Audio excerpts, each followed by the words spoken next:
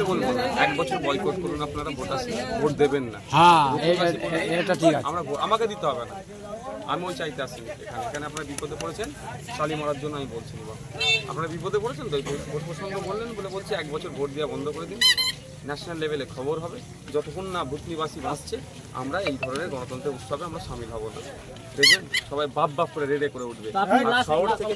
শহর থেকে গ্রাম এটা ওই জন্য বেশি এই আওয়াজ আপনাদের চিৎকার শুনতে পাচ্ছে না। তো চিৎকার শোনাতে গেলে আপনাদেরকে ওই পদ্ধতি অবলম্বন করতে হবে। তো আপনি ভূতনিবাসী লাস্ট কি দেখুন, আমি একটা কথা বলি, আজকে এখানে এসেছি, আমার আজকে এখানে প্রোগ্রাম ছিল হরিশ্চন্দ্রপুরে। রাজস্থানে একটা কাজে গিয়েছিল, একটা ছেলেকে পিটিয়ে মেরেছিল, তার বাড়ি যাওয়া, এবং মাল্লাতে আমার একটা প্রোগ্রাম আছে। কিন্তু আমার এখানে কাটিয়েছে আমরা এখানে আমার এখানে আসা যে বৃষ্টি আপনার জল বাড়বে শুনে এসেছি।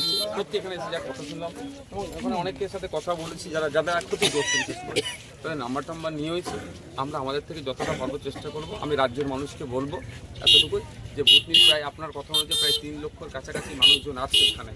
তো এখানকার মানুষরা সত্যি ক্ষতিগ্রস্তের মধ্যে আছে, যে যার মতোভাবে এসে ভূতনিবাসীর পাশে দাঁড়ান, আমি আহ্বানটা করবো।